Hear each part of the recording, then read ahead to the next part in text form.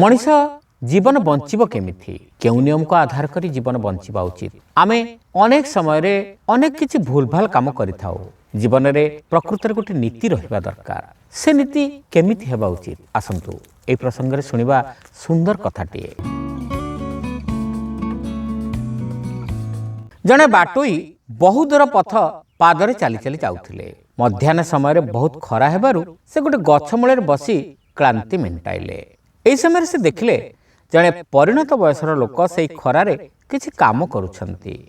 कौतूहलवशत से सेठाकु जाई देखंती तो वृद्ध जनक झाळ नाळ होई गोटे आलमंड गछर चारा पोतुछंती। से विस्मित हेले। से वृद्धंकु पचारले, महाशय आपनकर बयस तो पाखापाखि 70 वर्ष हेलाणी, अथच ए खरारे आपण चारा पोतुछंती, पुणी आलमंड गछर चारा। आपण जानती ए गछ बहुत धीर भाव में बढ़े। ए गछरु बादाम पाइबाकु हेले केते वर्ष लागिबो आपण जानती?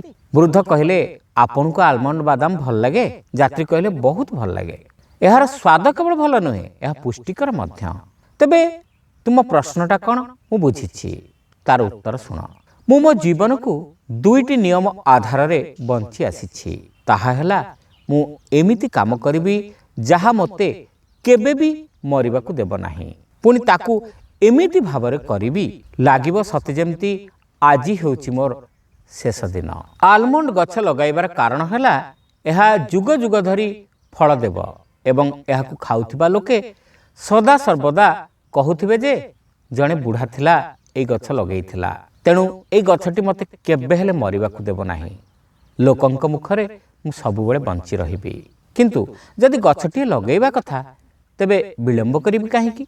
किए जाने मु काली हुए तो थिबी बा नथिबी। से समान कथा समस्तंक पई लागू हुए। तेणु मु भावे आज मोर शेष दिन। खरा वर्षा भोक शोष भूली गछटी मु आज ही लगाउछि। काली को हुए तो मु नथाई पारे, गछ किए लगाइबो? श्रोता बंधु, कथाटी आपण मानकु केमिति लागिला कमेंट करी निश्चित जणाइबे। चैनल नुआ होइतिले सब्सक्राइब करने को भूलिबे नहीं।